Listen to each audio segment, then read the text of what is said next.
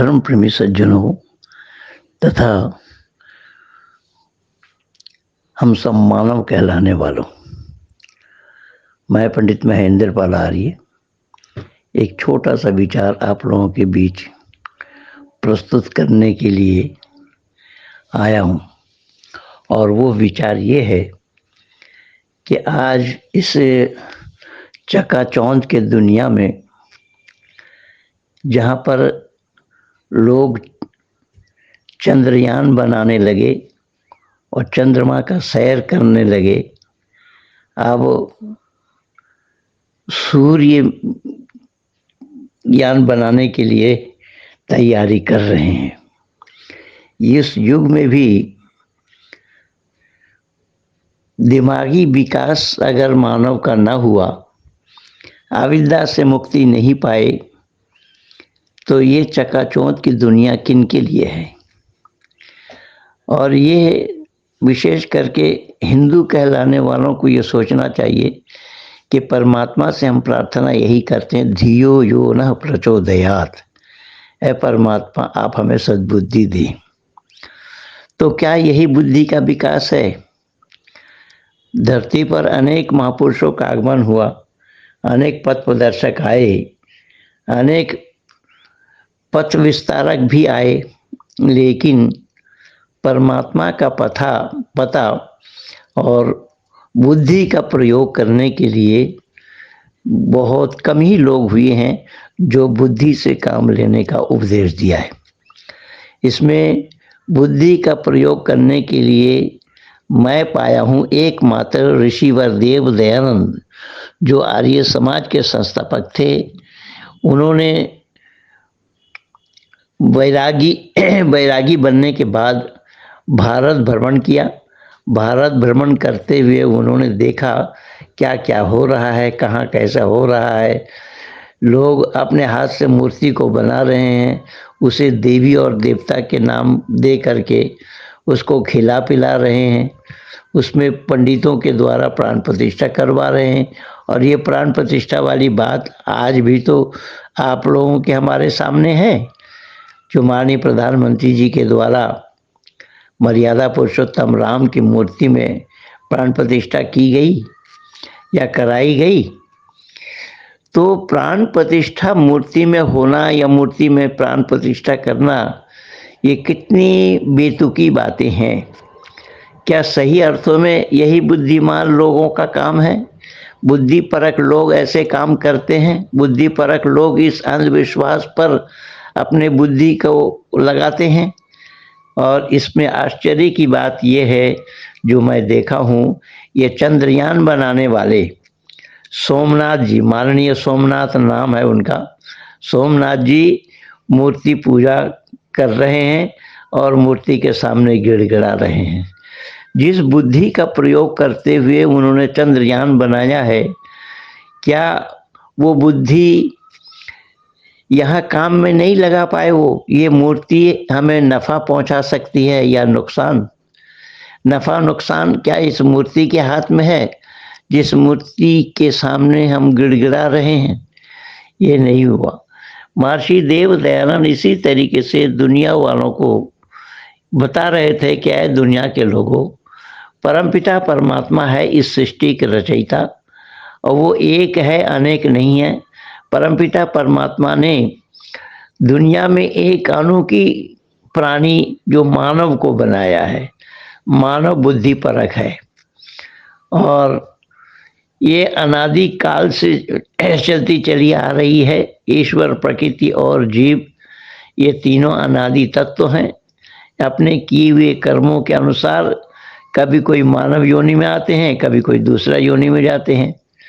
तो मानव योनि में आया इसीलिए कि वो अपने किए हुए कर्मों का ही था सबब, जिसे भोगने के लिए या जिसे पा करके वो मानव योनि में आए हैं। पिछले कर्म अगर सही न हुआ होता तो मानव योनि में आना संभव नहीं होता। अब मानव योनि में आया तो बुद्धि का इस्तेमाल करने के लिए, लेकिन बुद्धि पे अगर ताला डाल दिया जाए तो इसके लिए कौन जिम्मेदार है? ऋषिवर देव दयानंद यही बतला रहे थे, भारत भर में घूम घूम करके यहाँ देखा ऋषि दयानंद ने खुद कि मूर्ति के सामने पशु बलि दी जा रही है, आदमी तक को चढ़ाया जा रहा है, बलि दिया जा रहा है। ये सब ईश्वर के नाम से, भक्ति के नाम से ये सब काम हुआ है। और आज इस 21वीं सदी में भी इस काम को लोग कर रहे हैं, बुद्धि का इस्तेमाल नहीं हुआ।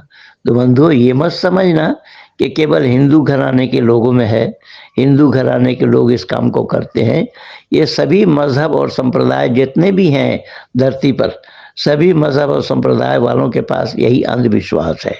उदाहरण के रूप में अभी अभी आप लोगों ने देखा कि शब मेराज उनको कहा जाता है कि हज़रत मोहम्मद साहब अल्लाह के पास गए थे रात्रि में, मेराज को, यानी अल्लाह का जो सिंहासन है उसको मेराज कहा जाता है, वहाँ तक पहुँचे थे।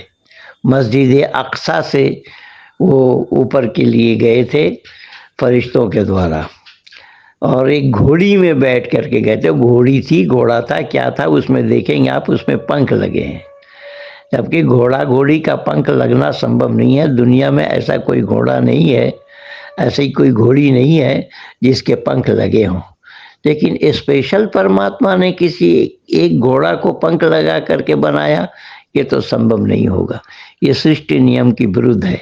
लेकिन इन बातों को पत्थर की लकीर मानना, इसे सच कहना, जिस मस्जिद अक्सा को लेकर के ये इजराइल लड़ रहा है और ये युद्ध छिड़ा हुआ है, ये सब जग जाहिर है, दुनिया के लोग देख रहे हैं।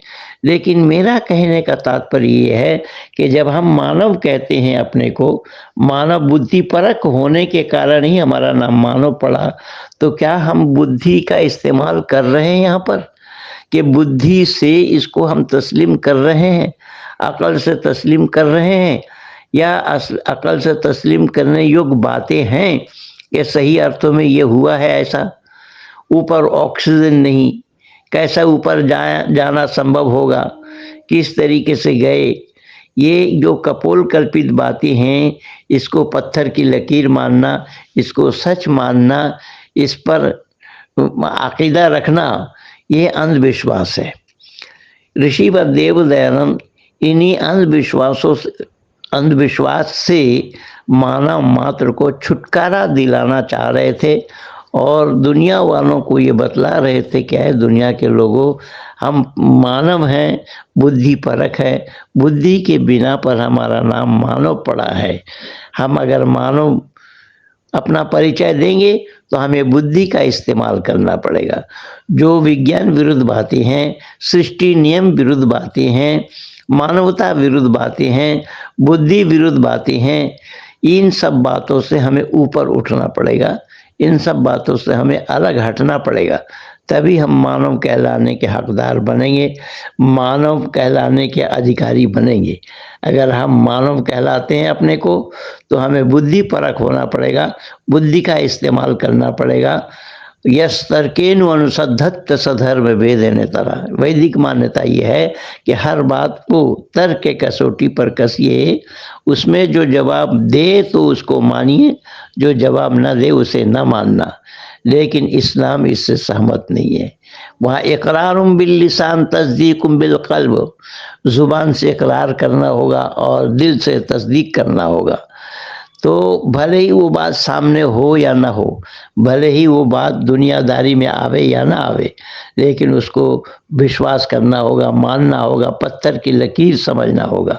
बाइबल वालों के पास भी यही है, कुरान वालों के पास भी यही है, और ये जितने भी मत मज़हब वाले हैं धरती पर, उन सब मत मज़हब वालों ने इन्हीं बातों पे अमल किया है। इसीलिए मानवता से ये लोग दूर हैं। मानवता के लिए हमें बुद्धि परक होना पड़ेगा, मानवता की रक्षा के लिए हमें बुद्धि परक होना पड़ेगा। तो आइए हम और आप प्रतिज्ञा करें कि जितने भी कुसंस्कार और अंधविश्वास है, उन अंधविश्वास से हमें ऊपर उठ करके मानव समाज के लिए, मानवता के लिए हम काम करें।